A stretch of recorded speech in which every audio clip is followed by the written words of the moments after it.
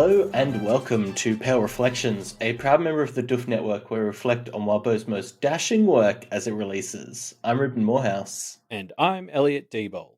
And before we get into the show this week, just like to announce that we're still in the lead up, the countdown to the comet of APU 2 APU BTP. It's coming soon. Yes, whenever the story ends, it's coming up. So yeah, this is sort of, I guess, our new segment where we start off every episode by talking about something that's going to be in it. Yeah.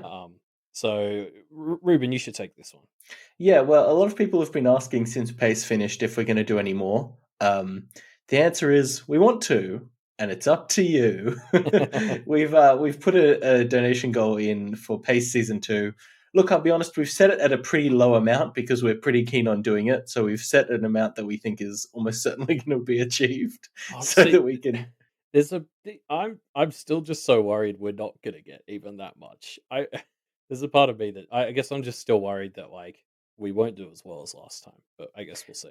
Yeah, who knows? We'll see. I mean, it's for charity, so if we do, Yes. that's great. If we don't, we might just do Pace Season 2 anyway. But still donate. It's a goal that we want to achieve because it's something that we want to do. So Yeah. stay tuned, I guess. Yes, we're just, making sure that people support charity enough before we will commit to it, especially because, that's what this story is all about. Mm-hmm. Put in the effort. Yeah, changing the world for the better. I don't think we've actually said what the charity is yet. We'll do that next week. Yeah, we'll announce that next week. But yeah, also worth noting, one of the segments that we've already announced is a Pace kind of retrospective discussion with the players. So if you have questions that you want to ask the players or ask me, feel free to send those by email or in comment to the Reddit thread, or email them to us at mediamtpodcast@gmail.com, and we will take care of them and talk about them during the show. Yeah. So yeah, literally anything you have, except whether we're doing a pace 2, because we just answered that one. Yeah, I already got that question. Yeah. And we've just answered it, so we've checked one off the list already. Anywho, should we get into the actual chapters for this week? Yeah, let's do it. So we start with Dash to Pieces 11.5. We're in Verona's perspective, and she is chasing after a kid who likes getting hit by cars and just kind of has to deal with a whole heck of a lot of echoes. Yeah, I love how quickly this chapter just sort of throws us right into like, oh, like this is fucking chaos. Like in the first couple of sentences, a kid's getting hit by a car. Verona just sort of is like, oh, that's annoying. And then she like ditches him, and within 2 sentences of ditching him, runs into like 2 other spirits who start a fight. Like you just sort of immediately like, oh, okay, like there's shit everywhere. Mm. Like, I guess I left 11.4 with this idea that, like, oh, yeah, there's going to be a bunch of echoes and spirits and stuff, but they're all weak. So they'll just be the Cannoteers, like, fucking shit up for a bit, but it'll be easy. And Mm. this thing immediately sort of hits you with, no, this is a nightmare. Yeah. Yeah, it's interesting, isn't it? This chapter and the next one, I think the word I would use to describe them the most is like oppressive. It's very much, you can just feel that Kenneth is struggling under the weight of this. Yeah, draining would be another one. Yeah. Yeah, it definitely took me back to Arc 5 a lot. Like obviously there's a more like immaterial spin to this, but just Arc 5 had that same sense of when the barrier first went down and we were just swamped with random bullshit. This was a similar thing. Like it just feels like the Cannoteers are running around town putting fires out, but for every fire they put out, a handful of other fires are not being dealt with. Yeah, definitely. Yeah, it feels like the town is just going to struggle under the weight of this. And the other thing about this is, the Kennedys know that there are other co-conspirators. And this applies to this chapter and the next one. Even the next chapter, we have jumped forward 3 days. And it feels like they haven't had any opportunity to actually worry about that part of things. Like, they just have to only focus on dealing with just the immense pile of shit that is being heaped upon Kenneth right now. They don't have, yeah. Oh, so yeah, these 2 chapters are just entirely about dealing with the aftermath of dethroning Edith. I mean, that was a big thing for me. I did not realize Edith as a kind of soft lord or whatever was having this much effect. Like this is so much more than I expected from this like brief afterthought description of, oh yeah, she was having an ambient effect where she kept like echoes and spirits down. Mm. Yeah. Yeah, like the it's crazy to think that she was having so much of an effect. I really didn't expect it either. It's kind of wild. Yeah, and like it just to your sort of point, like about how they've got other co-conspirators and stuff to worry about. Like what it sort of gets me thinking is, way back in Arc 3, we sort of talked about how when the Kenneteers in Arc 3 were like, "We're going to take out the Hungry Choir," and all the Kennet others were like, it powers you like a whole bunch. Are you sure about this?" And we're like, "Yeah, it's like so noble of them to still fight against it, even though it is responsible for a lot of their power." And this is kind of the next step of that, in that they've taken that same position again. They've said, we're going to really clamp down on Edith and take her out, even though she's like part of our power source. And now they're weaker, the town's weaker, they're drowning in new problems. Like, and that's just going to get worse. Like, they're going to have taken a permanent power deficit from this. And that means, like, with each culprit they uncover, they and the town are getting weaker to deal with the next one. Mm. Yeah, it to me really feels like Mariska must be fucking cackling because Yeah. every co-conspirator that they have to deal with before they get to her makes the town more and more fucked up, and so that they have to like worry about it more and more. She's effectively invulnerable because if they took out more people giving them power, the town would collapse. Yeah, well, because and it's not just the town; it's the Kenneteers. Their ability to directly do anything to her is Mm. not just in the time that they're losing, but they talk about it so much over these next 2 chapters. Their stuff is weaker now. Mm. So yeah, like it's only going to get harder. And I mean, this is the thing. This is kind of why it's so noble, because like it's very easy to sort of talk eh, progressive talk or whatever, but like you see a lot of people. It's like when push comes to shove, they're not really going to threaten their own position um to help others. Like it's hard. It's something I wish I was better at, but it's like the Kenneteers are sort of so brave of them to still continue to do this fight when it's hurting them almost as much, probably more than the conspirators. Mm. Yeah, it's a difficult situation to be in. Yeah. It's an interesting spin, because usually in stories like this as well, you get more powerful. Like the hero gets more magic powers as things go on. In this one, it's kind of like the Kenneteers, for every bit of training and equipment they're getting, they're losing this other more core part of their power they never really got to utilize to its full potential. Yeah, Like imagine yeah. what they'd be like now if they had all this knowledge and had the Hungry Choir powering them. Yeah, God, kind of terrifying. Yeah. But I guess that's the rub. Being a practitioner, the choice is power or you know kindness and responsibility. Well, I guess the other thing is, in this story, it's like the power is more shifting to them empowering themselves rather than getting their power from the Kennet others. Like as they're losing their power from the Kennet others through learning and practice and stuff, they're also just getting more powerful in themselves, and that's kind of Mm, mm, yeah, yeah. It's not as cool as turning them into a badass, but nice. What would we say? Like Verona's the one who's really struggling with this side of it, because she's the one who, I suppose we'll get into it later, but she's the one who most sort of relies on tools and trinkets, or yeah, pre-prepared stuff. So she's the one who's struggling the most. yeah, totally. Yeah, she really needs her bag of tricks for sure. Um, so yeah, speaking of needing to restock her bag of tricks, Verona goes to buy over $200 worth of refillable water bottles and salt before she goes back out to the battlefield to catch the car kid. Can we also talk about her like jacket here, that she like tosses it off, turns it into birds so she can do stuff with like the runes on her skin, and then like poses for this flock of birds to reform into her top? Like that's fucking cool. Mm. Yeah, these glamour tricks are getting cooler and cooler, which is a bit worrying. Yeah, I mean, well, she burns through them really quickly, which becomes a problem for her later. Yeah. But it's cool. Yeah, I guess use it while you can before the two Fae in town become unavailable to you. Yeah. Oh, yeah. I mean, I feel like the bigger takeaway for Verona is like she turns into a bird about 4 times in a row here. She comments on, and she's using all this stuff to turn her coat on and off as a flock of birds, and then she spends half of the night without any glamour. It's sort of Mm. like, I wish you would have been a bit less frivolous with it at the start. I bet. Well, I mean, it's the continuation of her. You know, she is using up all of her bag of tricks. Yeah. Yeah. Um. Yeah. Uh.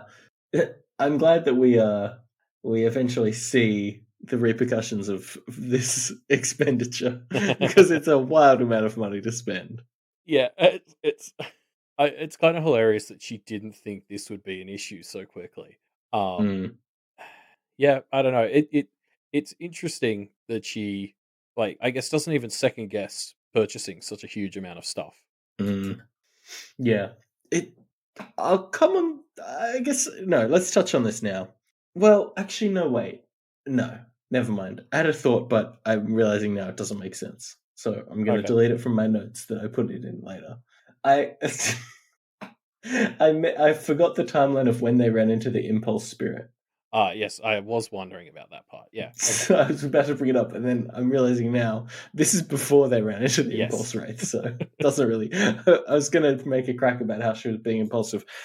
Doesn't really make sense. I mean, maybe she drew the impulse wraith to them through this impulsive purchase. I don't know if this is an impulsive purchase because she explicitly came here for supplies. It's much more a not impulsive, but that thing, like, just not thinking about the Yeah, future. yeah, yeah. Um, like, she was just like, "Oh, we need a bunch of bottles," and then she gets it, and it's like a whole bunch of money. She's like, "Oh, oh well." Oh well, that's life. Yeah, exactly. Yeah, and I think it was necessary. And so she sort of had to do it. But yeah, it's definitely like she's just not in a position right now to really be thinking about, yeah, all the Mm. repercussions of all this stuff. Which, I mean, I do that all the time, and I'm an adult, so I'm not going to come down on her for doing it. Yeah. Um, yeah, I like that we also see the store woman from Daniel's interlude. Yeah, A fun throwback. I also like, or found it interesting that she seems to remember a lot of this stuff that happened with Daniel, yeah, which is like, again, just feels to me like the fact that she remembers that means, not necessarily she's aware, but just like the level of weirdness in Kennett is, I think, starting to get to an unsustainable level where I'm worried the town is just going to be like full of aware by the end of summer. yeah. No, 100%. That was my first thought as well. Is like, in this store, like, the reason we've picked her and referenced that event is because it's like, like, it's been talked about before. The whole town is sort of slipping into becoming this knot where the seal doesn't hold, and awareness is more of a thing. And so it's just like, this is our little reminder that's going on in amongst all the, like, actual fighting of the echoes. Uh, we have to remember that, like, the town's innocents are also just, like, drowning in this. Yeah, yeah, the innocent in this town are really in trouble, right? And Yeah, I'm kind of worried. Like Ken, I guess, is the representation of the town. yeah. I What's gonna God, happen to him? Well, how what's is he okay? yeah. Is he like fucked right now? It's gonna be very interesting to see, like, how is Ken going to react to there being more aware in town? Does it change him? Does it lessen him? Like, he's meant to be the town more than just the innocents, so, Yes. it must move him more towards the others, I guess, Mm, in the council, which I don't really know what that looks like, but mm, yeah.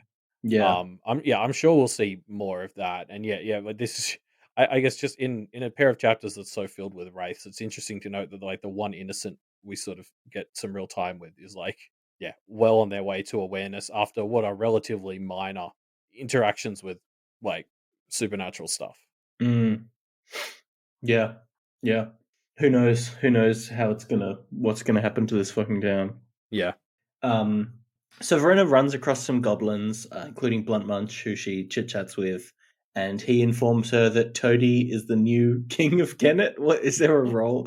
The new in charge person. Yeah, because they don't use the term lord. That's like a No. different thing, but it seems like it's a soft lordship, especially after seeing what a clusterfuck Edith's loss has turned it into.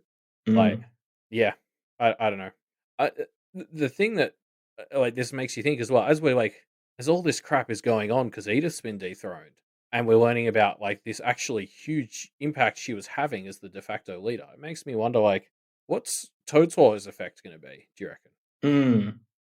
Yeah, there have been a lot of goblins in town. Is this going to be good or bad for that?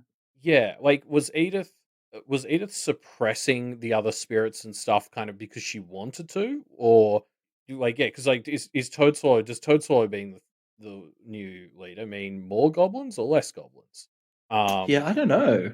Because with Edith it meant less of the other stuff, but was that like a decision she was making? I think it probably was. So it's like because obviously we know Toadswallow wants to build his market, like it just feels like that has to be where he starts to go from here. Like he's going to be building up numbers and starting to get ready to build his market, right? Like, I mean, if I was him, I'd take the opportunity to do that. Yeah. yeah, like everyone knows it's his plan now. It's essentially out in the Yeah. open. I mean, people have effectively voted for that plan. Yeah, like so yeah, but like yeah, I guess I just wonder like it sort of suggests to me that when he's in charge, this more like he overlaps a bit more with the Carmine stuff in essence. So is he going to temper the effects of that or enhance them? Yeah, I don't know. Yeah, I don't know. Who Um can who can say? Yeah, I mean, like the big thing is obviously like him as the leader has basically no effect on all these ghosts and wraiths because he's like a very material other. Like goblins are very material; they don't interact with the immaterial stuff very well, so he doesn't affect them. And that just sort of made me realize as well. Almost all the big hitters in Kennet are very material focused. Like John isn't that good against echoes and stuff. Mm, Blunt is another goblin. mm. Nibble says he can interact with them with death stuff a bit. They're very Uh, physical, huh? yeah, but like most of the heavy hitters are the very physical stuff, and it's kind of like I can see why this is affecting the town so bad because all the people who are meant to usually do the most work are the ones who can't do well against these guys. Yeah, I wonder what Alpi is like in a combat situation. Oh, Ruben, she's so busy with her work, she couldn't possibly. Yeah, sure. Yeah, No, I you guess her think she work would is going to be? be pretty busy at the moment. Yeah, you think she'd be the best to fight this stuff, but yeah, I don't know. We didn't see or hear from her at all. Uh, Mm. maybe because Yeah, she was same out. with Rook, who I suspect might be okay at helping to deal with this stuff, but who knows? I imagine Rook is kind of handy with just about everything in equal measure because she's the whole thing will be like affecting them in different ways. Mm, But yeah, I mean the other question is what sort of effect would Miss have been having when she had this role? mm. I suppose it was less pronounced because of the barrier, but yeah, did Miss help keep the town isolated and like out of focus? Like that'd make sense. Mm. Yeah, I don't know. I don't know. Yeah, this has really made it hit home, huh? Yeah. Who knows? Who knows how it works? Maybe we'll get a chance to see if Toadstool is the next to, you know, get the lordship of Kennet or whatever you want to call it is effectively a real defense against the dark arts style position, right? Like, it hasn't gone well for anyone who's had it so far. Oh, okay, yeah. Yeah, no, it's not exactly a blessing. I I mean, the fact that the end of 11.6 skips 3 days is the really exciting part because it means the next time we do see Toadswallow, he's gonna have, like, had time to find his feet, you'd think. Yeah, and So we're realize gonna what a mistake he has made by accepting the position. yeah, or see what plans, if any, he's already putting into action. Yeah. Yeah, I'm very excited to see how the leadership position fits Toady. I think we'll be pleasantly surprised. Um, yeah, me too. I hope so. I hope so. So yeah, we also find out Monty is going to be on the perimeter twice a week, twice a night now, and Yep. I think it was interesting to me because, like, I think we already talked about this previously, but Edith being in charge meant that Miss couldn't come back in because Monty was kind of a barrier to that, and now Monty's on the border even more, which is like another strike against Miss being able to come back into the town. I don't Yeah, know. it's just like Yeah. another distinct setback Yes, exactly. that is a result of them dealing with Edith is the town's more vulnerable. They need twice as much Monty. It pushes Miss twice as much away. Mm, There's a throwaway line like later in this chapter mm. where they're like, "Oh, Rook said the witch hunters are being distracted," which just sounds like Miss is on the case. So I mean, she's keeping busy, but this really dashes any hope I had that she would come back to town anytime soon. Do we trust Miss? Oh god. I mean, yes. But do we? Yeah, like I, go read 5.d again. Like from memory being in her head, it was pretty convincing. Yeah, okay, that's fair. That's fair. Yeah, I don't know. I just I think there's room to tinfoil a bit about Crook, I just I because. think there's at least one big twist coming up before this story's over, Elliot, you know? Yeah, I agree. I don't think it's going to be Miss. All right. Well, I'm saying it. I'm not committing to it, but retroactively, if it does turn out to be true, I'll pretend I did commit to I can't be mad at this tactic. I often employ it it. myself. Predicting things is really about volume of predictions, not Yeah, about any real convictions. it's a quantity game. It's not a Yeah, quality. yeah, yeah, yeah, yeah. I can point back and cherry pick this exact. I almost said cherry pop. Cherry pick this exact piece of audio. The problem is my like memory is so dog shit. We might have said a bunch of correct things early in this podcast and I don't remember them. Like they might have all Well, been wrong, might have been 50-50. Like I have no idea. I think in about a year, when Pale is finished and we get our first batch of people who go and do a full read through again and listen to our podcast, they'll point out, "Oh, this was correct, that was correct," and then we can celebrate then. Yeah, I mean I hope they can say that.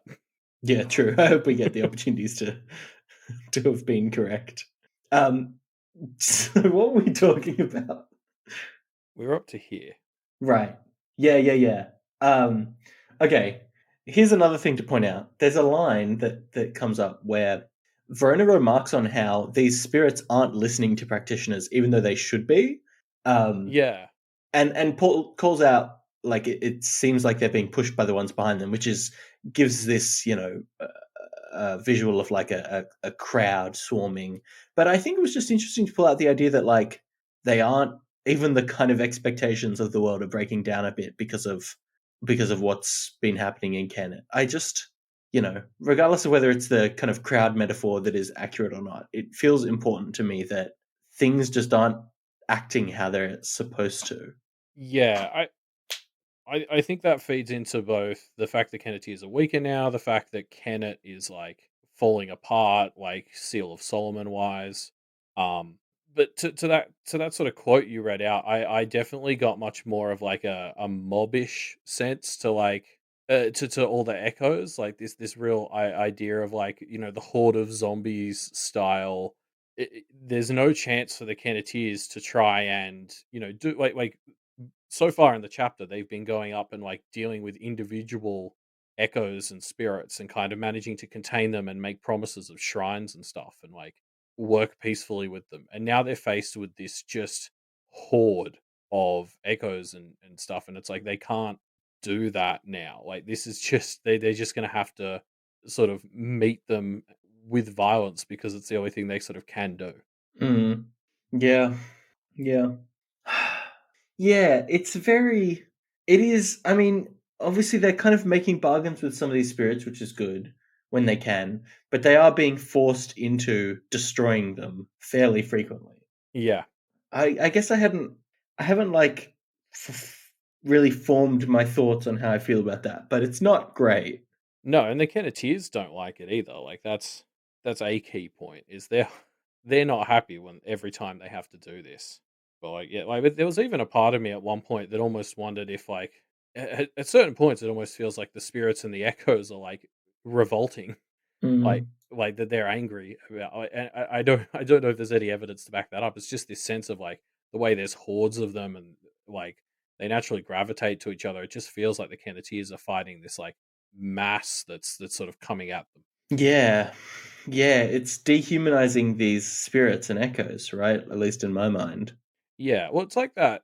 I think it's from Men in Black. There's that sort of quote where it's like a person is smart, but people are dumb. Mm. Like when you get people in in an angry mob like this, it just becomes a lot easier for shit like this to happen. Mm. Yeah. Yeah. Um, Yeah, I don't know. I don't know what it means. I don't know what the solution is. It's just feels like they've gone down a step, but the situation has forced them to be more callous. yeah, yeah, yeah. I'd agree with that. Like it's just made things worse in every way, and this is now Mm. just something they have to do.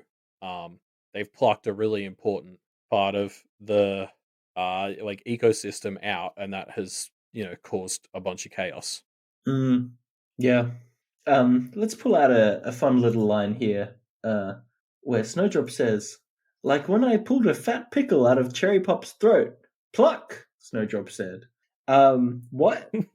What? I'm trying to even understand what the opposite of this is, and I can't, and I don't want to know. Well, it has to be pushing a fat Putting pickle it in, right? That's so fucked. but then that doesn't even because the context is that part where they're like, "Oh, we pulled Edith out of the ecosystem Yeah. that has caused instability, and that's what's leading to this chaos." So, like, Maybe it's a really thin pickle that she pulled out. yeah, Maybe she put it out of somewhere else.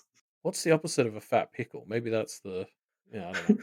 It's a great like because I think Verona is also like what like it's She Wombo just pushed threw it a in there to fuck thin with us. pickle into Cherry Pop's butt. That's what happened. Um, Yeah, I think the other great part from all this to me is like when like Verona is definitely in this sort of mode for this part of the chapter where she is like trying to keep the mood light to make everyone feel better. So this is great. But when she first reunites with the other two, she like does this big jump and sort of superhero landing in between them to sort of do this cool movement. It scares the shit out of Lucy, who like splashes her with water. Mm. Um, and as Lucy's like, "What the hell were you doing?" Verona's like, "Oh, I was going for a movie trailer style arrival. All of us in formation." And Lucy just cuts her off with like, "Did you get the stuff?" Like, I just love how Lucy doesn't even let her finish. She's like, "Fucking hell!" Like, just did you get the shit that we sent you to get? Um, I love that Verona's trying to keep the mood fun, but also there's someone like Lucy who's able to keep them on task. It's just such a good team. Yeah, and it gets played off of the next chapter, which is Yeah. good. Um, so, yeah, the Kensius reunite and keep battling spirits together, getting a bit competitive as they do. Yes, which is another fun like Verona, keeping it light, keeping them connected. Mm. Um, and we get like a bunch more on Verona's site in this chapter.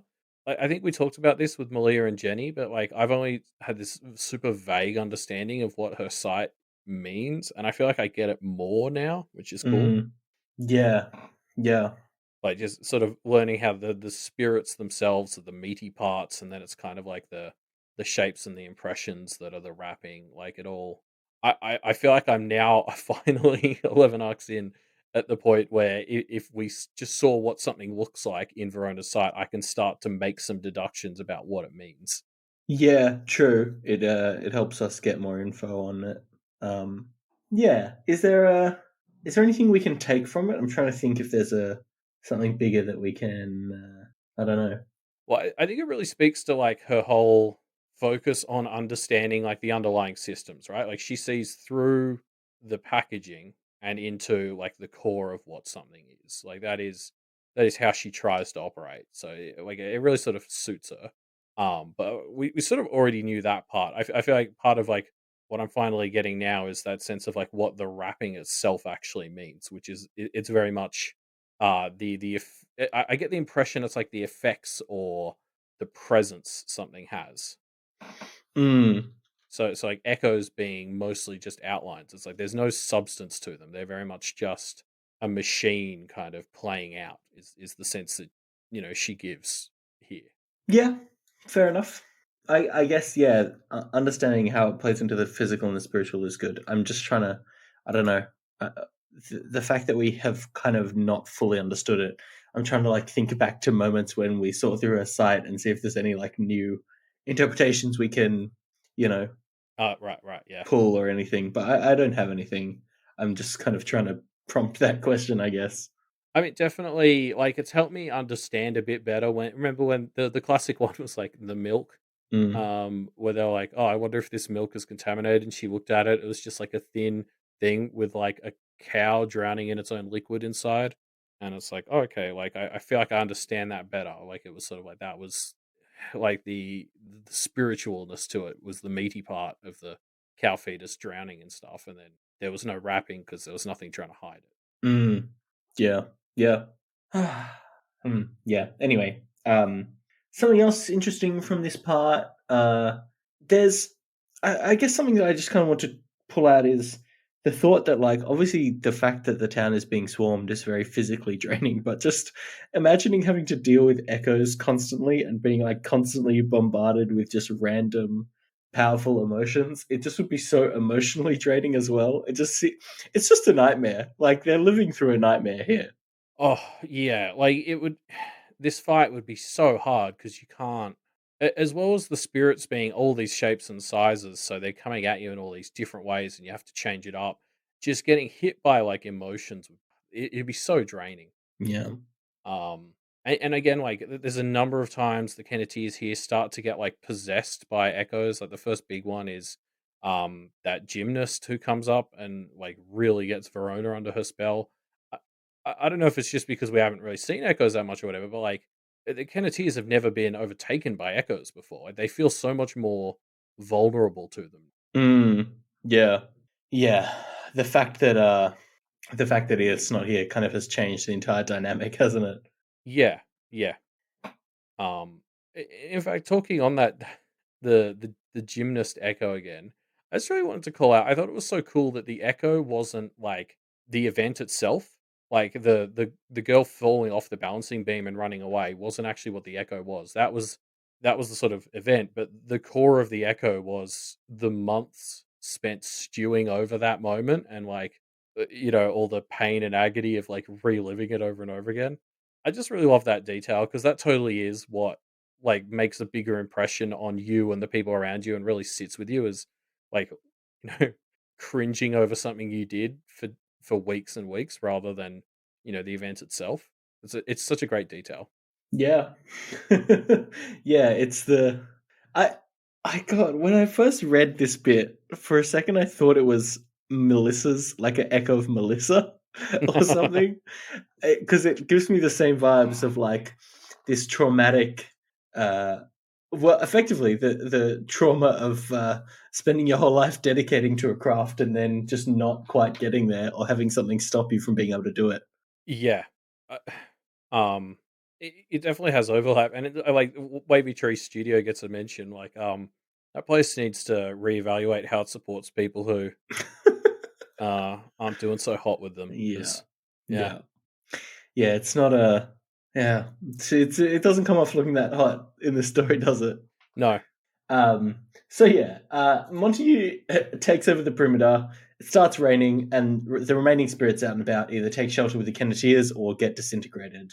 Uh, the Kenneteers then run into Matthew, who ensures they get home on time for at least some rest. yeah, but most importantly, you didn't even mention it. Lucy finally gets to do a fucking arena again. I'm so excited. Mm. We got blue balled with it so hard in the end of Arc 9. I'm so glad it finally came back. Yeah, she's pulling it out a few times in these two chapters, huh? It's beautiful. Yeah, it's good to see her having a cool trick that she can pull that just works for her so undeniably. Yeah. Also, good to see Matthew, who we see again. He's not doing so hot, but he's still an absolute sweetheart, and he basically apologizes for. Well, I kind of felt bad reading it because it feels like it's the kind of apology where he just feels like shit, and he thinks, "Oh, I need to apologize to everybody for me just being a piece of shit," which is a pretty horrible thing to be feeling for Matthew. Yeah. Matt, you're a champ. I'm glad I never douded you. Yeah, he's essentially apologizing for being tricked and Yeah, he's abused apologizing by for you. being a victim. Yeah. Um, yeah, I mean, as you said, he's not doing great, but I think given the circumstances, he seems to be doing pretty damn well. Um, like I was even the fact that he's out here at all kind of speaks volumes about him and also how serious this situation is. Like, I don't think anyone would have given him shit if he took the night. Mm.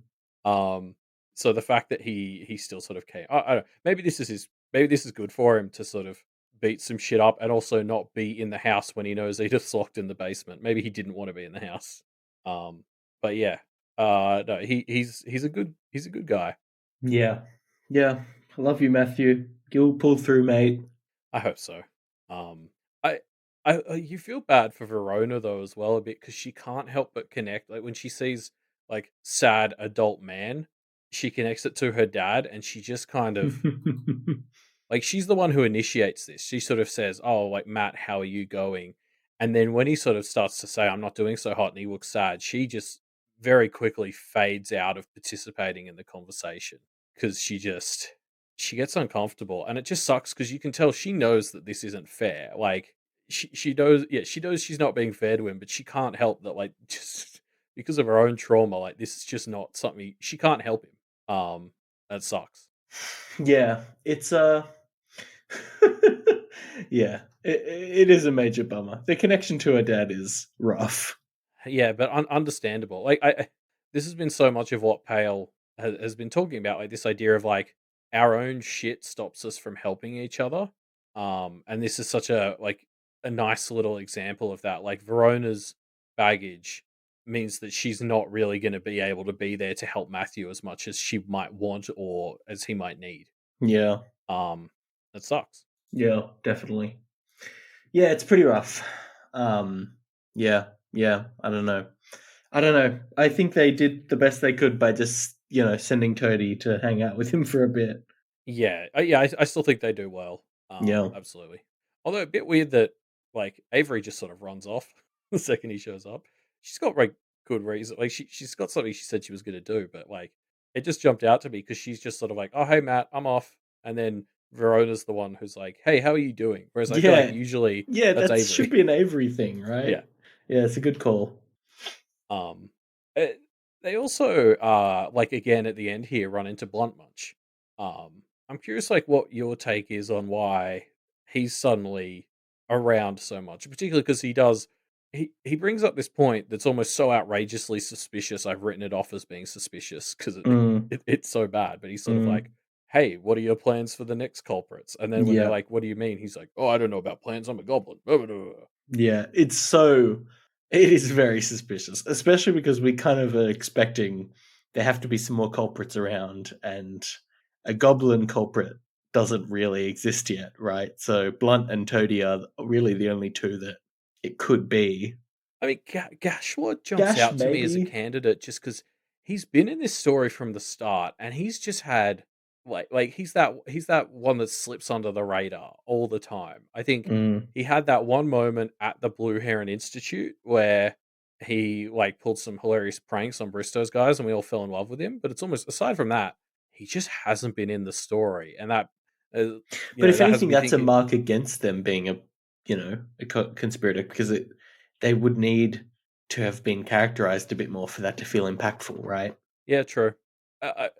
But then at the same time, like he has been around the whole time. He just Yeah, doesn't. it's true. It's He true. flies under the radar. Yeah. Yeah, no, you're right. Like Blunt could certainly fit into that realm for me. Like he's just the right amount of present and defined, but also often does goes like arcs without being mentioned.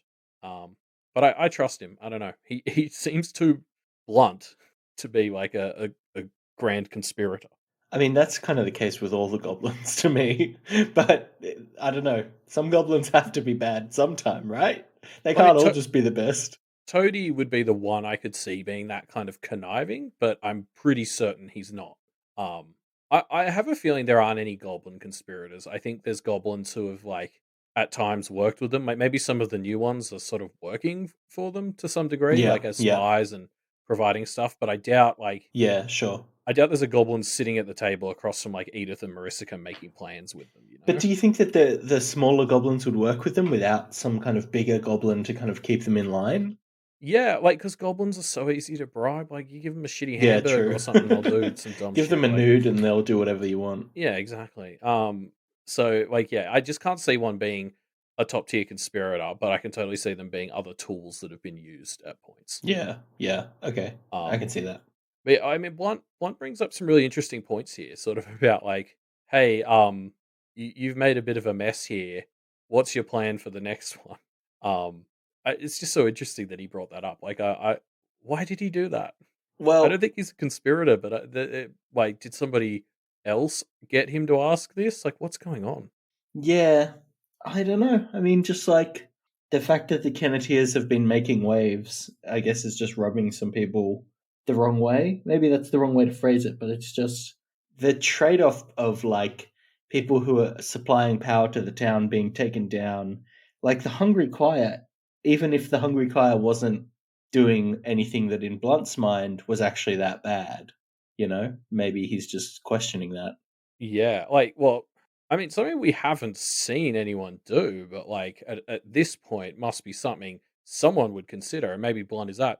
Is he just like? Is there a point where Blunt's just like this place is gone? It's too much effort. Like it's too late. Like I'm out because he came here as a safe haven from like a goblin queen or something, right? And like he's left a bunch of times to go fuck with other goblins and do stuff. Like maybe he's just reaching the point where now that a smaller goblin is in charge of him, especially, he's just gonna like be like, "Fuck it, I'm out." Mm. Mm. Yeah. Yeah, I don't know. Who knows? Like, yeah, maybe he's just probing the Kenneteers because he wants to see like if they don't have a plan for what they're doing going forward, he's just gonna be like, "I'm out." Yeah. I guess that's the other way that Kennet can fall apart is if people lose faith in it working as a system. Well, at this point, I wouldn't blame him. I mean, Yeah. we'll talk about some of the other new Kennet others and their responses next chapter, but like, yeah, Mm. like I think that's a fair reaction to have at this stage. Yeah, I think so. Um, so yeah, the chapter ends with this tragic line of, "We'll be trying to keep this manageable until the whole Carmine situation is dealt with," which effectively is just Wabo saying shit's not going to get better until the story's over. Yeah. Again, it's like that feeling we got in Arc 5 where the boundary went down. And then they're like, it's not really going to go back up. It's never going to be the same again. Like, things just got worse and they're never going to get better. Like, that's where we are again now. Things just got worse again and they're not going to be fixed before, yeah, what at this stage feels like it's going to be the end of the story. It's just, yeah. Really set it like increasing the stakes yet again. The terrain that we're playing out the finale of this story on just got even worse. Yeah. And it's like, I mean, until the story ends, that's just going to keep happening with each conspirator Yep. that comes up, right? And just each day, the Carmine Furs are still here leaking power in. Um, yeah. Yeah, yeah. But that's the end of 11.5. Let's move into 11.6, and we change perspectives into Verona's perspective again. Um, this chapter starts the same way as the last one, with the Kenneteers fighting a battle against a tide of echoes, starting with a strong Wraith who they can't quite figure out. Yeah, and this chapter really sort of dives straight into this sense that we touched on a bit earlier. Verona feels like she's falling behind. Like she's talked about her stamina a bunch, and she talks about it a bunch this chapter. Like she's never been a high stamina person, and now we're cutting to like 2 a.m. It's been hours and hours of this bullshit, and much more than the other two, she's the Kenneteer who's much more reliant on like consumable, pre-prepared resources. Like she uses glamour, she Yeah, uses yeah. runes, Her she bag of draws. tricks. Yeah, like Avery has tricks as well. Like Avery, uses like the jump rope and stuff, but that's non-perishable. Like that, she can use that as much as she wants.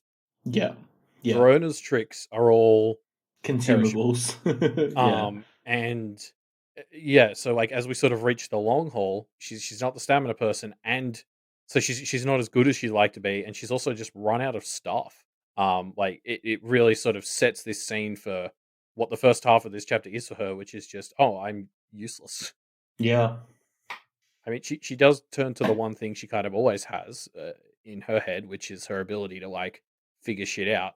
So it turns into a cool lecture on like echoes for us, which is fun. yeah. I love Like, a good lecture. yeah, we learn about like poltergeists and all these Yeah, different yeah. flavors of it. It's very No, fun. it's good. It's again, I think the type of information that maybe works the least well on this podcast, which is just Yeah. a lot of informational content being delivered to the audience. But Yeah. you all have read the story, so I'm sure you've enjoyed it just as much as we did. Yeah, exactly. Um, uh, Wraiths and Echoes as enemies, I think, are interestingly hard to pin down as opponents, right? Like, so this Wraith is kind of like grabbing and gnashing at its own face, and kind of like throwing emotional outbursts at the trio, but also it's got like sharp claws kind of vibe that it would be physically Mm. imposing. It's like a disorienting threat in a number of ways that I find quite interesting. Yeah, well, especially like big wraiths, like this big incarnation one they're fighting here. They're particularly scary because they're both that physical threat. Like this thing comes at you, but also it's smothering you in like these echo emotional bullshit mirages. Mm, So it's just like there's so much you've got to deal with because it's attacking you emotionally and physically. mm. Yeah, yeah. Oh, yeah. It's like you can't let your guard down against it. You can't just fight it on one front either. It's just like, yeah, it's you can't let your guard down, or else you'll falter against it in a different way than you expect to. Yeah, and like the sort of central thing that comes up about like wraiths in this chapter is very much like this idea they draw the other echoes in. They start to form this like mini domain, which lets them change the battlefield. Like they're literally this sort of, and in this case, is one very literally this incarnation of like toxic and bad ideas that sort of uh, like gather momentum and form this cycle where everything gets dragged in and they just get powerful and they just become like shittier and shittier and hard to deal with. Like it is this great sort of aftermath to that kind of horde mob mentality from the last chapter, where now you've just got like these things forming into just one like bad and toxic sort of figurehead that is really difficult to sort of fight against. Mm, yeah, yeah, yeah. You can't ever, I don't know, you can't ever like know exactly how you're gonna need to deal with it, or know exactly how it's gonna try to deal with you. Yeah, yeah. Um, so yeah, we see some absolutely horrifying schoolyard scenes here. Uh, before Verona finally figures out it's a wraith, kind of powered by this impulse emotion. But it's too late, as they've pretty much defeated it by then. Yep, she was not helpful at all. What a loser. Um, can we talk about the visions? Like this Erica uh girl, I guess. I just oh man. Yeah, I uh I felt so sorry for her. yeah, it's pretty rough, huh? So because it's like it's so hard to explain to someone like why like you can see how she has that mental block where she doesn't understand why what she did is wrong because it's like but it's a nice thing. I bought him a car. Like how's that not a good thing? And it's like oh yeah, I loved it. Yeah, is do you think I'm kind of, for my own health, pre- pretty sure that Erica isn't a person that ever actually existed. Like this scene never Oh no, it actually happened. happened. It No, happened. no, it couldn't have. It's too terrible. Yeah, it's great, great, like sort of cringe comedy. Um, yeah, it's rough. Uh, so yeah, I guess there's a point where Nibble kind of tackles her, which is classic Nibble move: tackle someone who's in the midst of falling apart. Um, and yeah, again, like Nibble basically does the same thing Matthew did last chapter. Where he's effectively apologizing for being a victim in a few ways. It's just like, oh, they're so nice. These others are all just so nice.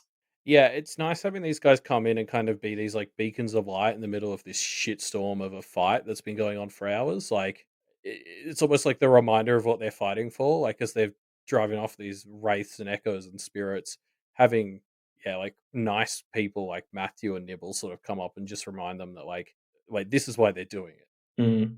Um, yeah, yeah. That it's nice to have a reminder that yeah, you're right, that the others aren't shit. Yeah.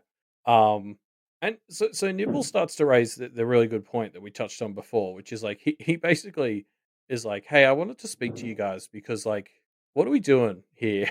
And you can sort of see now like all of the like second generation, the new Kennet others have all effectively been lied to about the setup of this town. Like it came up when the Kenneteers first arrived, where it was like it had been downplayed that the Kenneteers were even a factor here.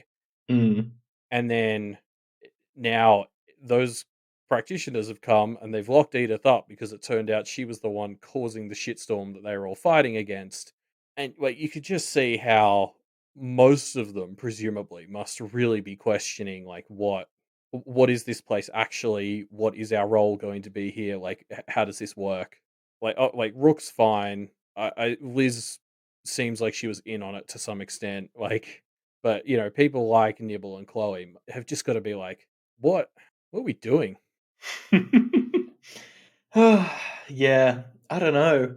I mean, I guess what we were talking about with Blunt, right? Just like, shit, is this town just gonna fall apart? Yeah. Oh, they were promised it as like this, this attempt at a paradise away from practitioners or whatever, and now Mm, like Nibble's got to sort of even be questioning that part of it. Like he clearly trusts and likes the Kenneteers, otherwise he wouldn't bring this up with them. But like I feel like that's something he just has to be measuring. Is like he and Chloe really wanted to settle in here for the long haul, and he's got to try and figure out the people who are running this place. What is their image of the long haul, and is that something he and Chloe mm, want to sit through? mm. Yeah, yeah, I don't know. God, it feels more and more like things are just gonna end badly for this town. Yeah, the good ending just feels further and further away, doesn't it? Yeah. Um, yeah, especially with all the hauntings that are going to be taking place now. Yeah. Um, Um, so mm, the last thing from this whole section, as Verona, I think it's the second time she intentionally gets possessed by the Wraith. Um, she sort of comments on how she just doesn't feel emotions as strongly as any of these echoes. And she sort of thinks like a tiny bit of her felt like she was missing out, not being able to ride these particular roller coasters, but she was cool with it at least for now. Because obviously it's very useful that she is not as affected by them right now. Like you can tell Avery's probably in the background fucking going for a ride. Um, but I get this sentiment from Verona. Like she has these very dampened emotions that she's not particularly connected to. And it's kind of just like being hit in the face with what you don't have every time she gets hit by an echo. yeah. Yeah. Yeah. Yeah, I guess that's what the echoes are really that's why they're really fucked, is because if you get one that matches your what is also your kind of emotional trouble, it, really fucks you over. Yeah, but then also if you get hit with one that is something like just yeah, for Verona, all of them are that to some extent because like something she sort of has here is this idea that like she isn't as emotionally accessible or open as she might like to be. Is sort of the impression I got from that quote, and she just is getting confronted by that every time an echo hits her. Mm. Yeah. Yeah. I don't know. I guess this chapter gives me. We'll get to this a bit. Actually, we'll get to this in a little bit. Let's carry on because this is one of the things I want to talk about in a moment. Okay. Which is that Verona and Lucy then kind of part ways with Avery before they then go and try and get some sleep. Um, so, well, let's get to it when we get to it, I guess. But I want to kind of talk about the emotional states in general of the Kenneteers. Yeah, yeah, fair. Um, I, I mean, so first of all, it's very nice after all this fighting. Just this like this wind down conversation we have as they walk home about like the hypothetical partners they all had. It's Like nice, yeah. yeah, it's a really good sort of tone changer to help like us as the audience like calm down after all the fighting and get into like a much more conversational vibe. Mm, yeah, yeah. God, I mean, any emotional happiness or release they can get after what is clearly terrible day is a plus in my book. Yeah, yeah. Um, especially because Snowdrop drops another great teaser on us about like her flea ridden boyfriend. Mm. Um, yeah. It's not all sunshines and roses though. Verona's dad. Well, we walk past his house and his grass is mowed, and that is a detail that does not escape Verona's eye and leaves her a bit. She's not sure exactly what it makes her feel, but it's uneasy. Mm. Yeah, yeah, yeah. What do you think about that? It's weird, right? Like I've seen a lot of people trying to understand what it means. I have no idea what it means, but the fact that Verona's dad has had his lawn mowed, either he's done it or somebody else has done it, and there are implications in both of those that are just very worrying. Yeah, I don't know. Yeah, like yeah, that was the thing for me. I was like, I whether it's he did it or somebody else did it, I can't help but feel that the takeaway at the end of the day is that like he's going to be bitter at Verona that it had to get done, and it Mm, wasn't her doing it. Like mm, I can't view it as this sign that he's getting his life together or anything. It's going to be he's going to be bitter that he had to step up and do something that should be her job in his eyes. yeah, Yeah, I don't know. Maybe he won't be. Maybe he'll be like, "Oh, look, I did this because I love you, Verona, and I recognize that I was wrong about everything." I mean, he's been like that in the past. There was that one time, Yeah. remember, where he had his shit together for 5 minutes? Like, maybe it'll be one of those. He'll sort of come in and he'll try to play, like, nice, and it just won't last. Because I can't let myself believe that even after, like, like, if she goes back in 2 weeks, she'll have been away for, like, a month, and I just can't believe that's enough time for him to change. Like, that Mm, pattern is just too entrenched. mm, yeah. Unless he got, like, a real fucking good therapist. Yeah, imagine he's been fixed in one therapy session. What a treat. I mean, God, well then, if that therapist can fix him in one session, let's just get like every character in this story in a line Yeah, true. One and after the just, other. Boom, boom, yeah. boom, boom. Yeah. Anyway, so yeah, let's talk about the dynamic between Verona and Lucy here, because I think it's interesting. Lucy strikes me as being very on edge after Wait, the night they've had. sorry, can I just interrupt? I thought of another thing about the grasping Oh mode. yeah, okay.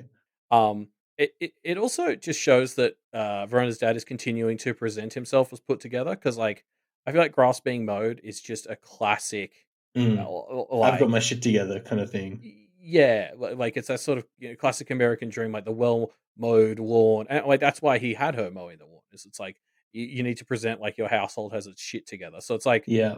it's both showing that his priorities haven't changed, but that also he's still managing to keep up this veneer of somebody who is capable as an adult. Mm, So it's kind of unsettling because the more he's presenting as that, the harder Verona's cases against him is. yeah, that's true. Yeah, God, that's horrifying. Nice. Nice way to spin it to be even more horrifying than I could have considered.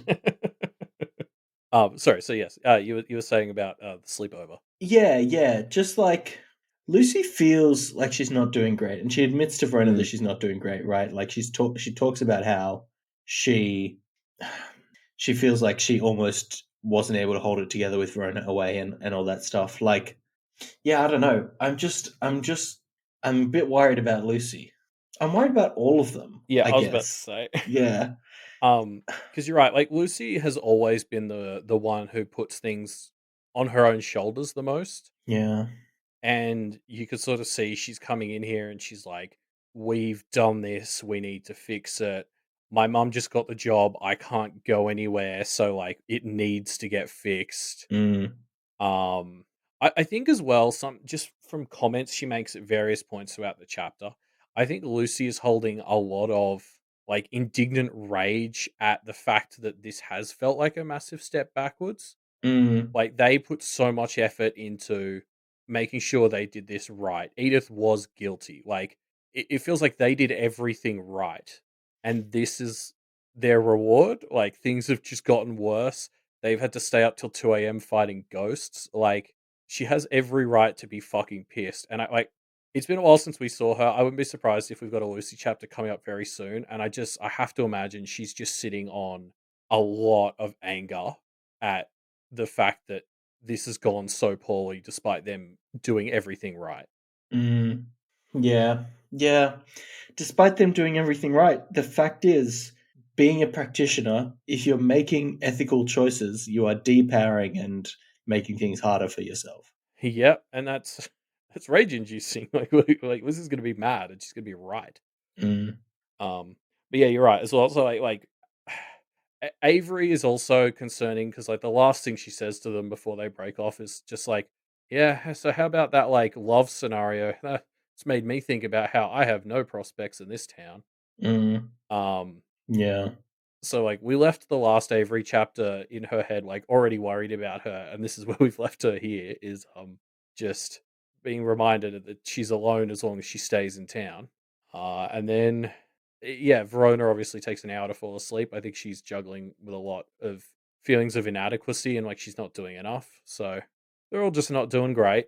Mm, This has been a big day. yeah. God. Oh, yep. Yep. They're just not having that good of a time, are they? Nope. So they wake up, and Jazz is not thrilled with them. They slept in too much, and obviously Jasmine has found out about the That Verona's drinking problem, let's call it. The fact that she spent $200 on bottles of water. She was out late drinking, and that's unacceptable. Yeah, yeah. God, just everything's going to shit, Elliot. Yeah, yeah, as we get into this, I love how we sort of even start to have this place taken from us as like a safe haven away from all the magical bullshit. Mm, Um, like Verona sort of opens this segment as like Jazz is waking them up. She's doing that whole thing. She's like, she wakes up and she's like, "Oh, this isn't my home, but like I feel safe here. I'm surrounded by people I actually like, which doesn't happen to Verona very often." mm. She's got this sense of like, "Oh, this place is great. I have to remind myself it's temporary." Like she's doing this whole thing. I guess I'm curious what your read on it is. Like this mantra she has, where she reminds herself it's temporary. Like, do you think it's a good or a bad thing? I don't know. There's obviously some things that are helpful about it. It depends on the context of what she's applying it to, I guess. Which, if it's a mantra that she applies to positive things, then that's bad, right? Like, because it's self fulfilling almost. Like, Yeah, but like, I mean, because it is right. Like she at this stage, she does have to go back to her dad's. So I think mm, mentally keeping herself prepared for that, it seems like a smart move. yeah, I suppose, and I guess we haven't seen if she's going to apply it to things like, oh, my mother's acting really nice to me. Oh well, I'm sure that's temporary. If she's applying it in that situation, obviously there's like a problem there, Yeah. right? And we haven't seen that, so I guess we can't criticize Verona for that yet because she's technically correct. Yeah, as long as she's just doing it in this case of literally this temporary accommodation. Like it feels like it's a bummer, but like it's important to remember. Mm. Um Yeah, yeah. yeah. Um, so something I noticed on my second read through that I really liked before Jasmine confronts Verona with the receipt or the screenshot, she asks them, "What were you two up to last night that has you so tired this morning?" And it seems innocuous, but reading through it again, I was like, "Oh shit, Jasmine has given them a chance to come clean that they didn't take." She's so great. It's exactly what they did to Edith the night Yeah. before. Oh yeah. It's Jasmine, beautiful. yeah, she does the same fucking playbook on them, and they do the same bullshit Edith did, where they're like, "Oh, we just stayed up late talking about boys," Yeah. and Jasmine hits them with the receipt, her equivalent of the syringe, and it just goes so fucking downhill for them after that. Yeah. Um, I mean, it's painful though, because obviously, like, it meant so much to Verona that she showed Jasmine how much this means to her that she gets to stay here. Mm, So the fact that it's like pretty much immediately she's done a massive fuck up, and Jazz is absolutely masterful at playing the like I'm not mad, I'm just disappointed mum move. And like mm, I reckon Jazz knows how effective this was because like the way Verona describes like her headache forming and like her gut dropping, like I bet you there were physical signs that she was feeling this distress that Jazz mm, was picking up on. Because yeah, it's just the biggest thing for Verona was she didn't want to do exactly this. mm. Yeah. Um, yeah. It clearly affects Verona so much, which is good. I mean, as it should. Like, she just spent $200 on water bottles. She should get in trouble for that. Yeah, I mean, well, this is that whole thing where magic comes in as like a, oh, that was a pretty good reason, and they can't explain it, and it's off. But also, like, yeah, you can't help but side with Jazz because this is just good parenting.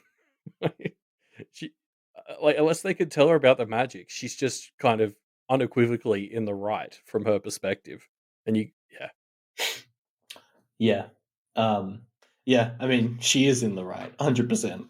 I think that's a little arguable if you know the whole context of what's happening to the town. Um, but they can't tell her that, so it's a kind of moot point. Yeah. So yeah, the Kenshis are exhausted from the night and from their punishment, I guess. Or for Verona and Lucy at least.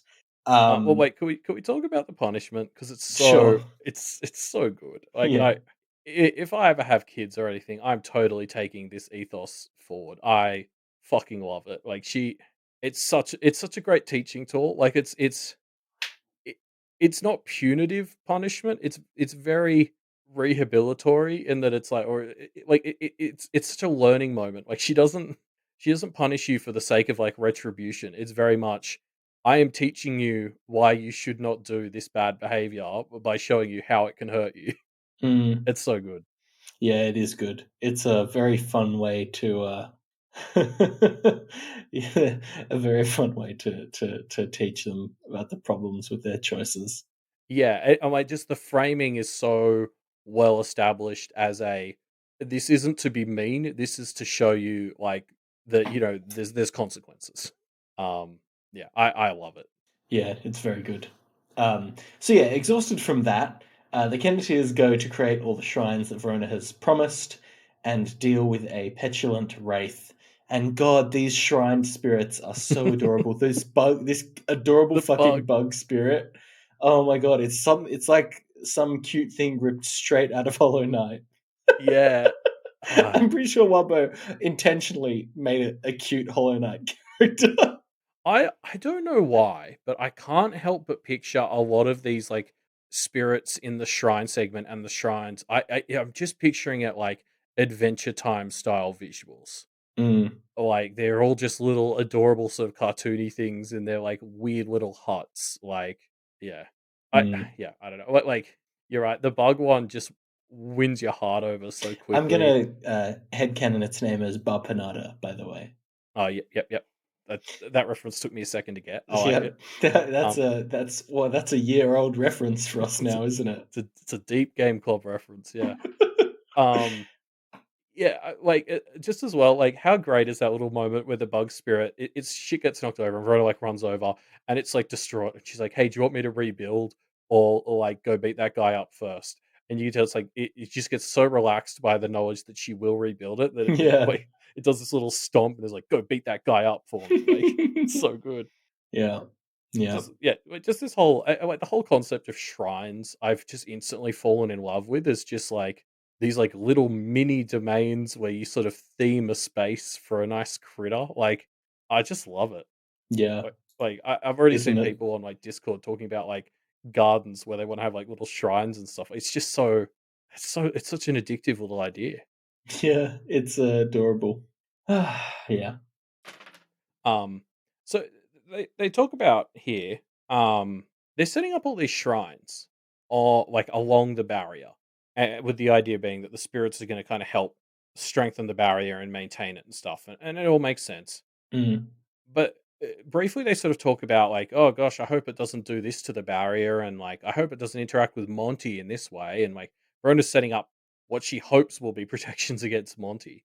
But the fact that they were kind of unsure made me realize they haven't consulted Charles on this. Like, he's the barrier guy. Mm. like, eh, Yeah, interesting. you would have thought he would be the one who would be like, "Oh, put this spirit here, put this spirit here. We're going to maintain this sort of balance." Like that is his whole thing. And I get the Kenneteers wouldn't have gone to him because there was that whole thing where he kept secret that part of the barrier that is designed to dampen their powers. So we can't trust him. But like the fact they're building these shrines isn't like a secret. Like there are a bunch of Kennet others involved. Mm. So, what's the deal with that? Like, shouldn't Charles have an opinion on this? I feel like this is what he's for. What's Charles up to at the moment? I know Yeah, we talked about this recently. Is he yeah. alive? What's he up to? Like, yeah, exactly. This brings up that question. Like, it's just it. He has to have an opinion on what they're doing with these shrines, and it's not a secret. So even if they don't want his opinion, it feels like they would have gotten it. Like, it's just Yeah. yeah, it just Charles's raises that absence question where is he is. very suspicious, isn't it? Yeah, for this segment where they're literally making changes to the barrier, his absence is extremely loud. Um, Mm. like because the other thing I couldn't help but notice after I started to tinfoil about the lack of Charles is the Kenneteers like have a little speech they give to each spirit to sort of say, hey, take some of our power, my blah blah, work on this thing. The framing of that speech ties the spirits and their part in the barrier a lot more to the Kenneteers than to Kennet in general. Mm. Like, there's some sneaky claim shit going on this barrier, I think. Mm. Yeah. Like, and I can't help but feel that maybe that's something why they're keeping Charles a step away. Although it's been like 3 days, but like, yeah, like I'm just with that idea of Charles kept secret the fact that it can depower the practitioners. If the Kenneteers have direct ties to the spirits who are forming a decent chunk of the barrier, that's going to have Mm. to matter if that comes up. Yeah, definitely. It actually makes me think this is a great move by them. Yeah, I think it's a low key like A low masterstroke. key Yeah, masterstroke for sure. Yeah, great work, Verona. Without even really realizing it, you've pulled out an improvised great play. yeah. Um, so Peckersnot turns into a water pistol, and that's great. That's awesome. I I mean it's the bit where he turns back and he's vomiting up the mixture of sticky stuff and salt is just I love goblins. So Oh, Peckersnot, you're a champion. Forget he's about Tashlit. Peckersnot should be Verona's familiar.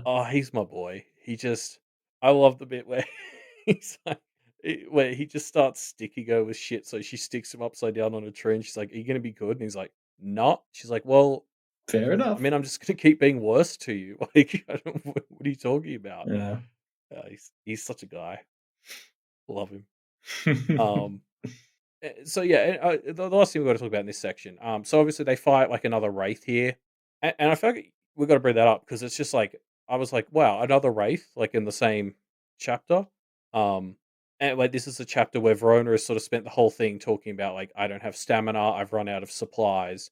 But when push comes to shove with this second, um, this second wraith, she immediately grabs some tools from nearby. Like she gets Pecker Snot and she like physically gets super involved in this fight. Like she goes up, shoots it in the face, and then like rolls through it to get a sense of what it is. Like Lucy doesn't get involved in this fight because she's too wiped, and like Verona kind of effortlessly actually takes her place as the kind of in your face fighter for this fight. Like I don't think she gives herself enough credit to how good she is in this moment.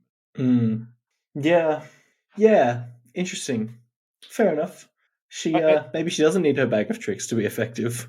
yeah, I mean that's obviously still her way to play. Like this is what she does when she's got no other options. But um I hope she manages to give herself credit for the fact that like she does so well here. And it's a mixture as well. Like it's her same move from last night where she intentionally goes inside the wraith to see what the deal is. Mm. But here she's also using it as she's like shooting it in the face. Like she actually really steps up for this second fight.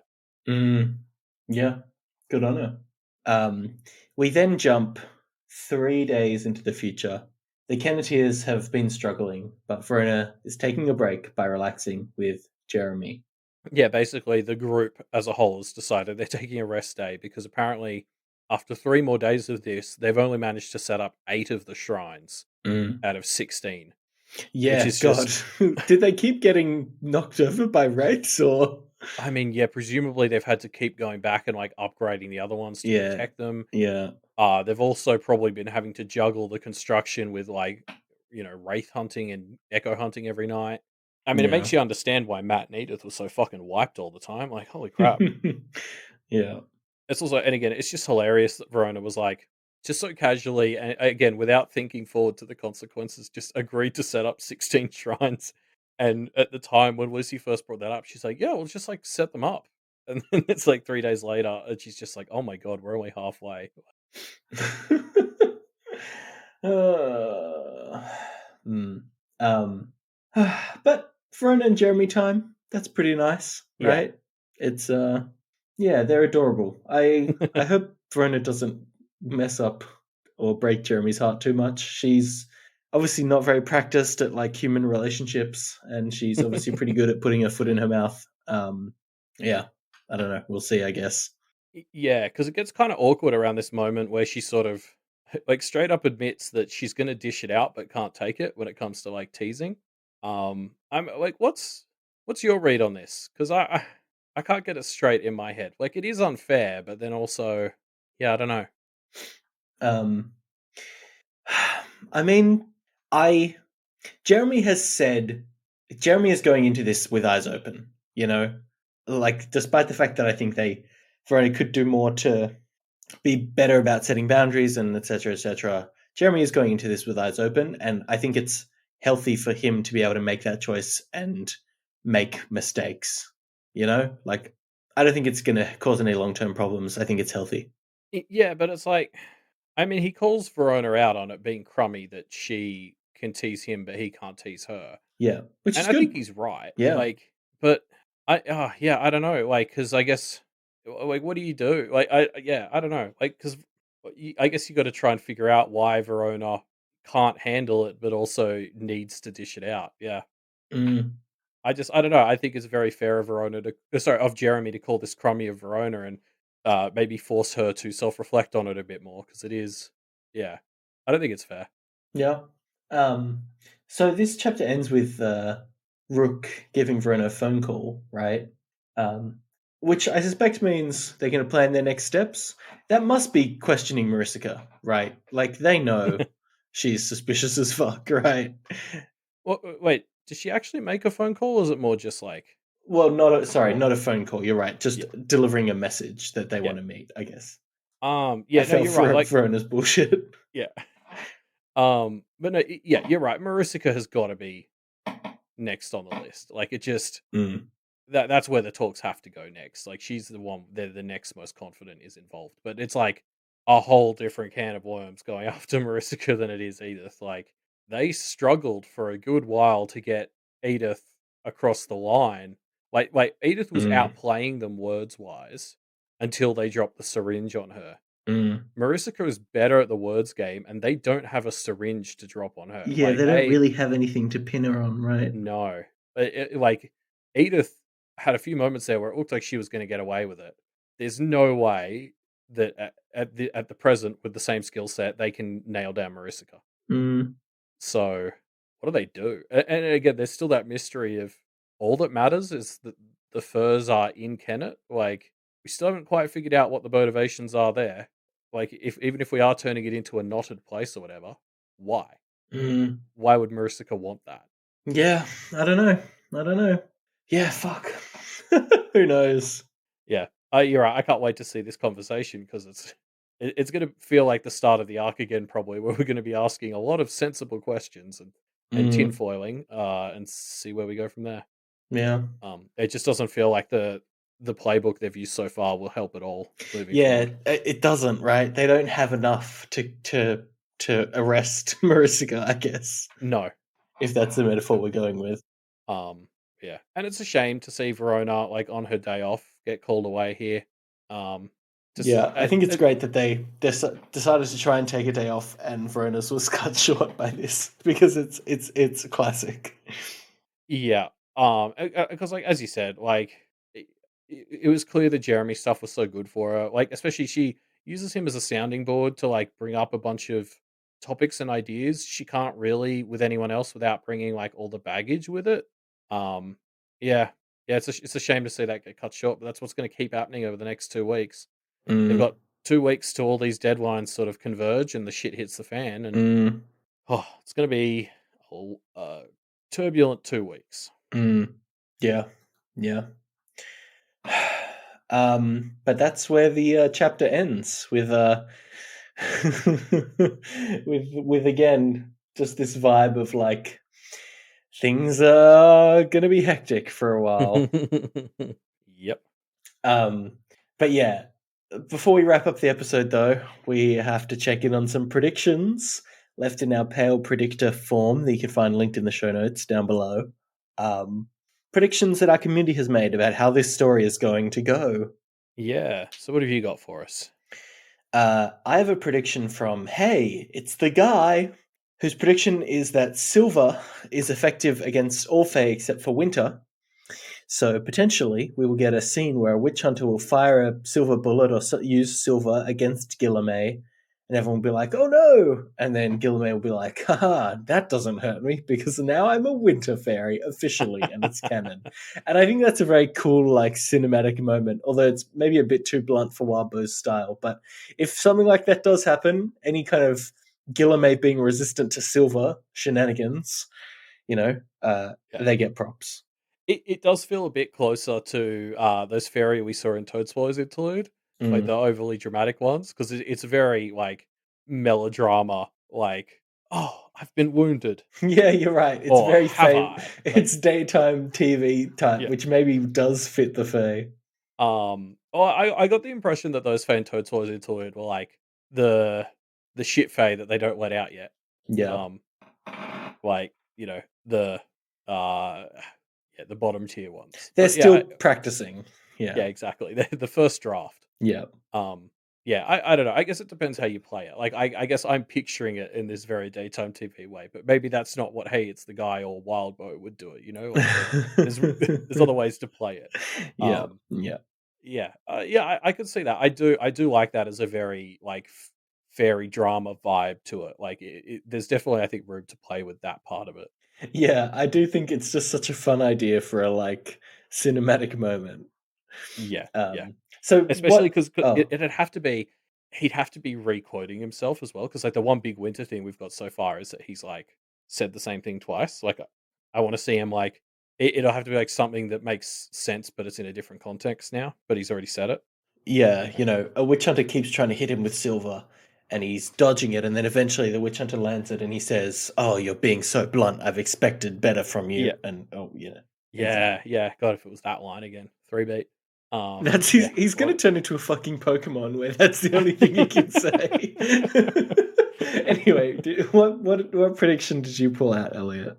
I've put out one by Propaganda Pagoda, who has this, yeah, wild prediction that I love. That there's like this whole bait and switch going on, where basically the plan is for John to ascend, take the Carmine, but then the Sable will kill him, and so John will die because it's the Sable, and that means that the Sable takes the Carmine position, leaving his own seat open. At which point the Sable does some bullshit, so John respawns and becomes the Sable. Hmm. Um, Okay. John as the Sable and the current Sable as the Carmine Beast. The problem with that is, I don't feel like we have a characterization for the Sable that is beyond the fact that he has that role. Like, what is the Sable outside of being the Sable?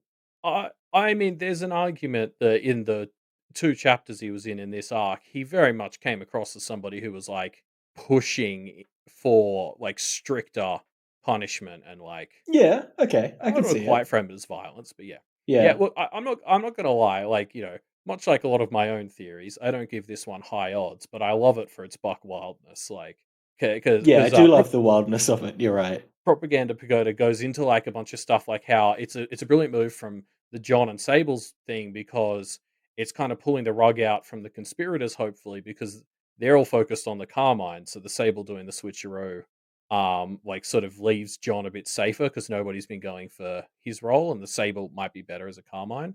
Um, and then Mm, obviously it helps John escape his cycle of violence, gives him jurisdiction over Charles, and sort of it, yeah, puts him more in touch with like Yolda and stuff. So mm. yeah, but yeah, I there's some cool ideas in this one, despite it being just absolutely wild. Yeah, yeah. I do like some of the good nuggets in it for sure. Um, but yeah, thanks for leaving your predictions, everybody. Now, before we go, we also have to visit some of our discussion question answers. Yes. So for 2 weeks we've been running the discussion question. What's your opinion on Sylvia now that we've spent some more time with her? Is she a good Yeah, mum, or can she be? yeah. I think we got a few answers to this one. I want to start with some of the more straightforward ones, I think. There was a response from Beleg Tal who left a solid response. All of these responses went into a solid amount of detail and cited things from the stories, but I've kind of summed them up here. I Yeah. think the core of Beleg Tal's thing to me was like, she's an okay parent because while she's obviously made some mistakes, she very much cares about and respects Verona, which already puts her a cut above, what she could be. Half the parents in the story. Yeah. Yeah. Um, I like, the key phrase that jumped out to me from Bellic Tiles one was just that her heart seems to be in the right place. Like, I feel like that is, at the end of the day, like, the most important piece of the puzzle. Like, Mm, that's the thing that's going to help her get better if she's not good enough right now. mm, Um, Whereas, like, you look at Brett, and like, the problem with him getting better is that his heart's not in the right place.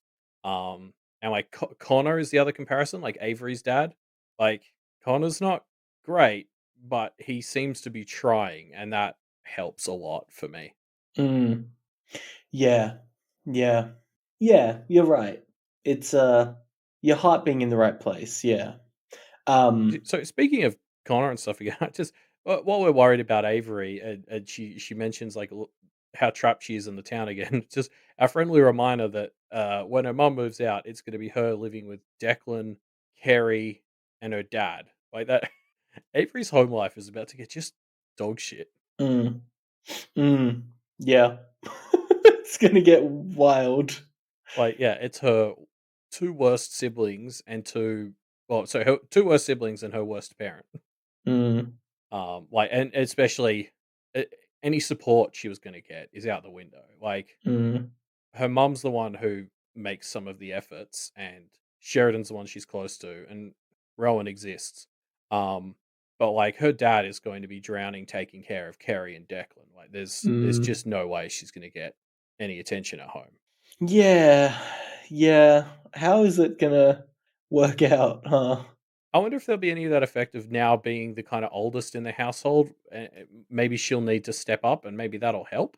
Yeah. Like, if she needs to take more of a role in caring for Kerry, is that there's a world where that could be a good thing. There's also plenty of worlds where it's worse, but, um, sometimes that can actually improve things. Mm.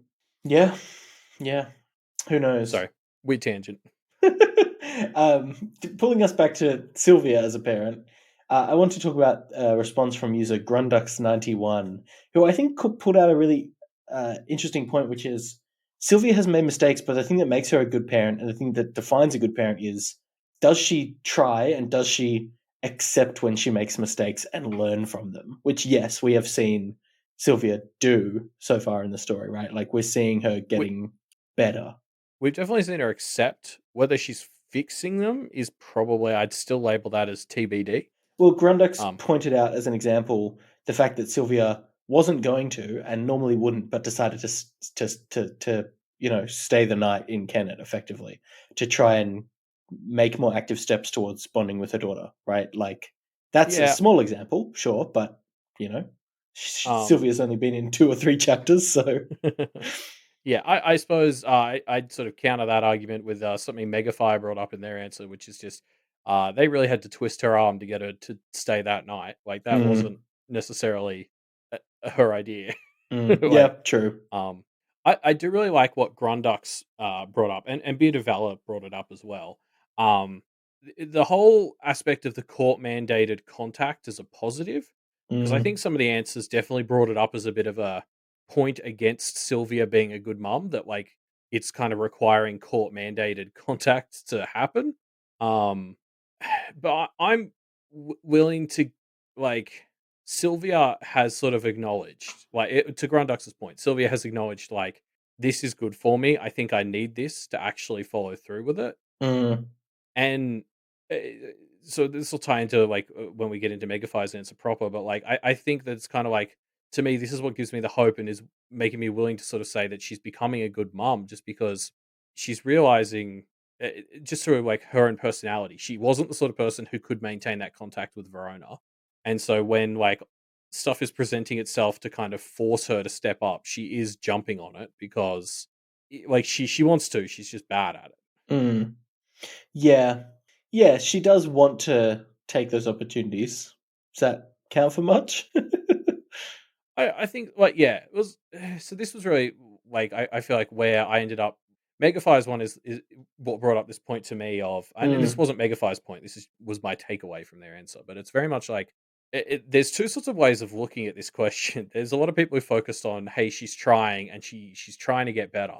Um, but there's definitely this angle of Sylvia seems naturally to have not been a very good mum. Like her personality just maybe isn't a very good fit for being a natural mother, and she is having to work at it.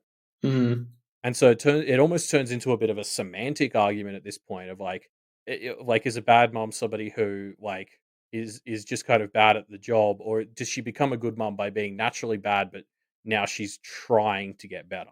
mm. Because I think I feel pretty confident saying that naturally, just Sylvia is not, she's not a natural mum to Yeah. Verona at this Yeah. point. Um, but the fact that she's trying to do better, like wins her so many points with me. But I can see why somebody else would be like, that's still pretty shit. Like, yeah, Yeah, you're right. The fact that she's she kind of made decisions based around her own goals and her own personality, which is normally a fine thing to do. Eh, But the fact that she's a mother kind of imbues her with additional responsibility to kind of, I don't know. I guess there's no real correct answer to that, right? Like, Yeah. she's not naturally a mother. Sure. Do we cut her more slack? Maybe. Should we expect her to have known that about herself before she became a mother? I don't Mm, know. We don't know the circumstances of yeah. Verona's like conception, so we can't really make any judgments around that. Exactly. There's a separate argument to be had there about how she became a mother, if Yeah. she maybe wasn't the sort of person who would be a Yeah. good one, or whether she should have known that. Yeah. But that's almost separate to the idea that what happened is this shit in their home happened. She ended up apart, and that definitely put her in the spot where she really couldn't, because of who she was. She really wasn't being a good mom, and like, yeah, Mm. how much do you blame her for the delay in her stepping up? I guess. Mm. Yeah, I don't know. Megafires was talking about, the difference between stepping up as an advocate and the difference between stepping up as a mother, with the key difference being like, yes, Sylvia was advocating for what Verona wanted, but sometimes that's not what a mother should do. And Mega said, in their opinion, Sylvia should push harder for things like having Verona live with her, even if it causes some short-term friction. It's potentially the right move to be a bit more of a like tough love parent in some situations, right? Which is fair enough. Yeah, Although, and I think a lot of us thought that might be where it was going back yeah, in like arcs 9 and 10. Like yes, I because the parents don't know about the magic because Sylvia is not a practitioner.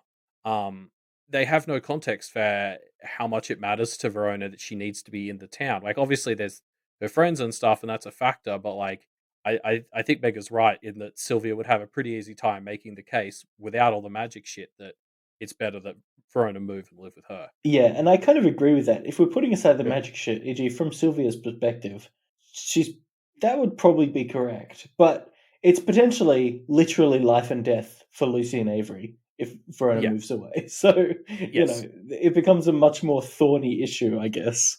Yeah, and because yeah, it does suck that they're moving her from away from Lucy and all that, but like that just sometimes that's how it is, I guess. Yeah. Um, yeah, yeah. For me, like I felt like the crux of Mega's point was, yeah, this way. It seemed like Megafire thought that Sylvia treats Verona a lot more like a friend in trouble than her daughter. Mm, Like advocating for her in this way that was like the sort of thing you might do for a very close friend, almost more than like the emotional mothering and doing things like you said, like fighting for custody because believing that that would be the long term thing. Um, and this is where that whole idea came into my mind of like, yeah, like natural mothering and like how much you sort of naturally lean into that stuff. Like it just doesn't feel like that's Sylvia. Um, and how much do we blame her for her own flavor of mothering? I mean, mm, obviously, it's failed pretty heavily for at least part of this, but yeah, I mm, don't know. yeah. So yeah, the last one we touched on briefly, but Bit of Valor Mm, also sort of pointed out that Sylvia eh, was so careful about not wanting to kind of disrupt or smother Verona that she was so distant that it's put this massive wedge between them and made things worse with Brett because Sylvia wasn't there. Um, eh, it's less about, I guess, judging Sylvia, but more sort of pointing out what went wrong and how she can be better going forward. I suppose this answer, mm, which was just be more involved, which is what she's trying to do. yeah. Um, Yeah, I liked Beta Vala's response. Uh, it's pointing out an improvement, I guess. Not being overly critical or overly supportive. You're doing okay, Sylvia, but here's how you could have done better. Yeah. I I just can't help but be quite sympathetic to where Sylvia ended up. It sucks and she blew it, but like, oh, I could see myself ending up there Mm, depressingly easy. mm, yeah. I guess I'd like to think if I have kids, I would like do better, but you never know. Mm, That's the sort of thing you can't really comment on until you've got them, I guess. yeah, it's true. But thanks to everyone who left your answers to our discussion questions. Yes, and in fact, we have a new one for the next fortnight. Mm, Uh, uh, our new topic is: will Toad Swallow be a good leader? Who would you have put in charge? I guess this is basically just an excuse to rant about which canon others you think should be doing stuff.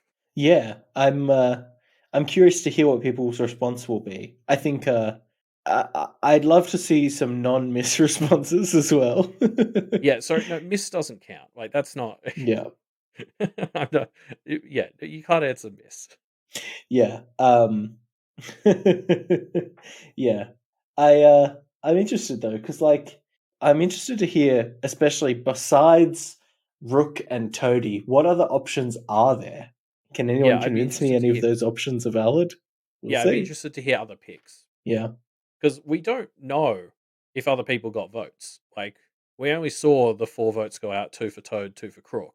Mm. And then we know Toad won in the end, but like I think somebody on our Discord made the point that Cherry Pop probably voted for Cherry Pop, um, in a very Pirates of the Caribbean Pirate King election style vote. Um, so yeah, oh God, I hope we get to see more about who voted who. Mm. Yeah. Yeah, me too. Anyway, Um, let us know what your hot takes are. yeah, definitely. Um, so yeah, you can leave those hot takes in our discussion thread, which will be linked down in the show notes down below. Yes, we're also on Twitter at Power Reflect Cast.